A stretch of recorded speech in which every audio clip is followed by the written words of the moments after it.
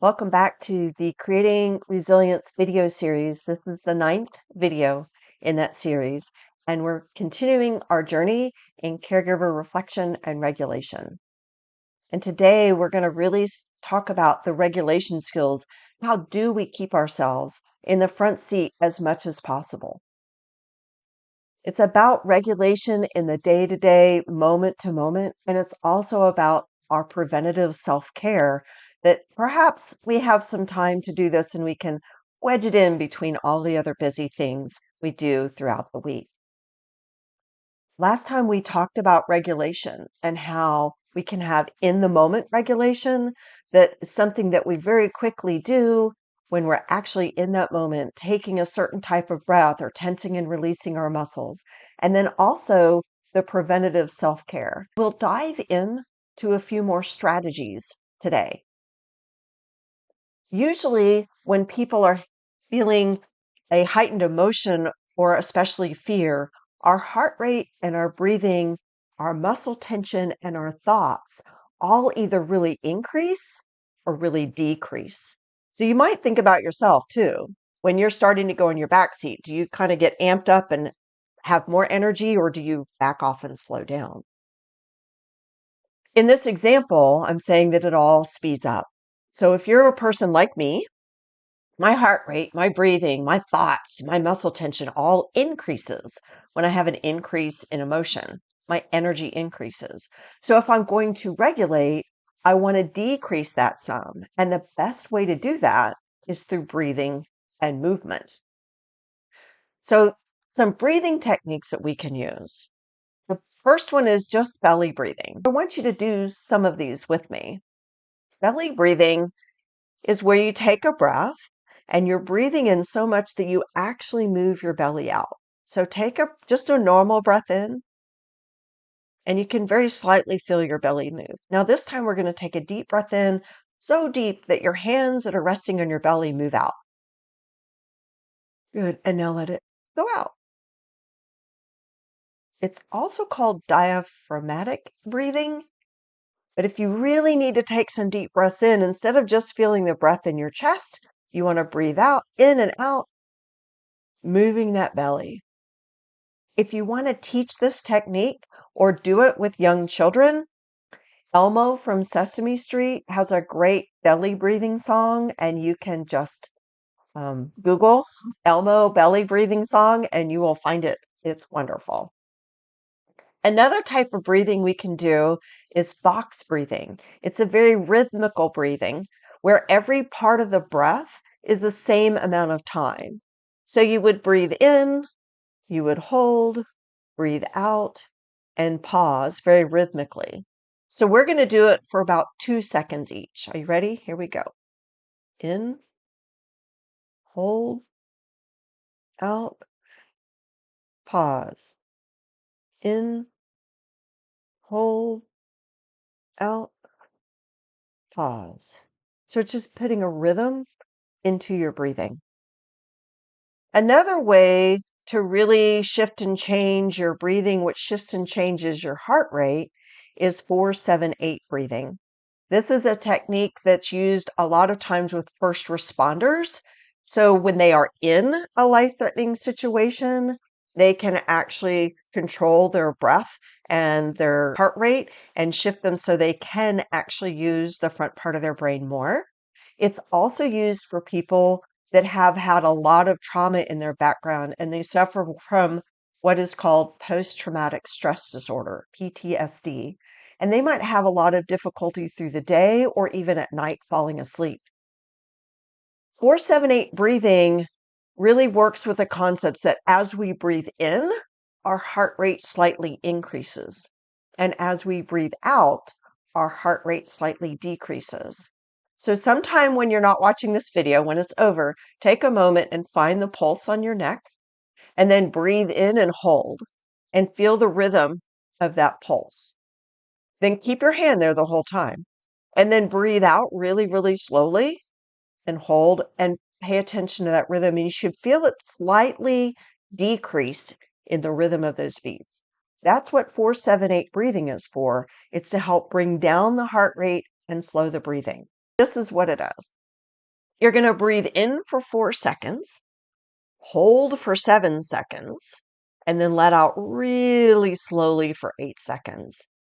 If you do it the way it's really supposed to be done, when you let your air out, your tongue is actually pressing just behind your front teeth because there's a pressure point there that helps bring calm. What's important to know about this is you want to do it 2 or 3 times in succession to really decrease your heart rate. And it's one that you really need to practice when you're calm and you don't need it, so it works really well when you do need it.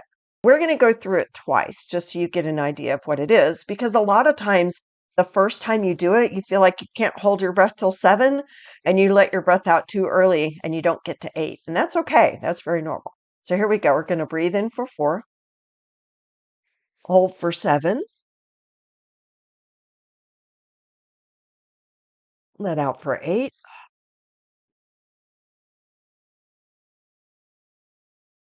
in for 4, hold,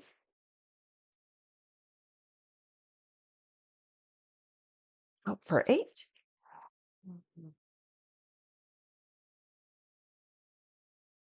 If you did that with me, you probably feel a little relaxation. It's kind of fun to do this in a room filled with like 80 participants, but the energy just drops out of the room when I do it. So then we have to do something to regulate ourselves back up. But 4-7-8 breathing is a great way if you need to slow down the heart rate and slow down your breathing. Another way is just what we talked about last time, humming or singing. When we sing and hum, we take in a deep breath and then we very slowly let that breath out, along with some vibration in our body because we're singing or we're humming. So that's why breathing can be fit into all sorts of things that you do. If you're driving home from work, put on some music that you like to sing with. The music is regulating, and then also the singing is regulating. So you can build these into your day pretty easily. We also know that movement is a great way to regulate. Sometimes it's that you just notice something. So my favorite thing to just notice is to pause and just notice my toes. Think about your toes for a second. What do they feel like? Are they being squished by your socks or your shoes? Or are you barefoot and they're free? Are they cold? Are they warm? Do you know that research has shown when you take your shoes and socks off, your stress level usually decreases? So we actually used to let children in our school system take their shoes and socks off when they were going to take one of those dreaded state tests because it actually brought more calm to their body. So we can just notice parts of our bodies, or we can tense and release. And last time we tensed and released our quads and our abs. And you can do a body scan like you might tense and release around your eyes, and then your shoulders and release, and your abs tense and then release, and your thighs tense and release, and now down to your feet and tense and release. So you can do a body scan, or you might just pick the part of your body that holds tension most. For me, it's my shoulders. So often in between Zooms or when I'm getting up to move, I'll tense my shoulders up really tight and then release, but I'm noticing that as I do it. We can also use yoga and stretching, and that's a combination of noticing and tensing and releasing. And we can be guided with somebody else, or maybe we know what to do ourselves. But in those moments, try really hard to not let your mind wander as you're doing those stretches, but to really notice what's getting tense and what's being released. The other piece we can do with movement is anything with rhythm. Walking, running, rocking, swaying, dancing, swimming, anything you do that has a rhythm with it is really helpful for our movement. We can combine these things. We can use all of those in the moment regulation, but we can combine them and do them longer term as self-care activities. One of the best things to do for self-care is to get outside. All sorts of research shows that when we're simply outside of our houses and we're in nature, our level of stress in our body decreases dramatically. Make sure you have some hobby or craft that you like to do, even if it's for 10 minutes a day or 15 minutes a week. Something that you really like to do that you can get absorbed in and not think about the day-to-day trials that might be going on in your life. The other piece of self-care that's really vital is being connected to other people. Take time to stop and talk with friends. And if you can do it in person, that is absolutely the best thing you should do. We gather energy and we gather calm and we gather comfort and safety and security by being with people that we know and trust. We also can have really positive affirmations. And this to me is something that is in the moment, but if you make sure you do it every day, it becomes preventative self care as well. Things like this too shall pass, things like I can overcome. Find an affirmation that's really comfortable for you and practice saying it throughout the day and throughout the week. Some people change them monthly, some people just change them when they think they need to. But self-care can mean all sorts of things to all sorts of people. This is just a graphic off the internet. And if you're wondering, how can I have good self-care? I am too busy to do this, that, or the other. Google it. Turn into self-care and just search that on the internet. And this is just one graphic, but you'll find all sorts of different ideas of ways that you can give yourself self-care that take anything from a few moments to an hour or so. It's really very important. Like we talked about last time, it's not a luxury. It really is a priority in our life. Your reflection question for today is, how do you automatically or deliberately regulate during your day or your week? What are some things you're already doing? And the action step is, sample some different breathing techniques and choose one or two that you're going to add in to your daily routine. And if you really like it, try sharing that with someone else.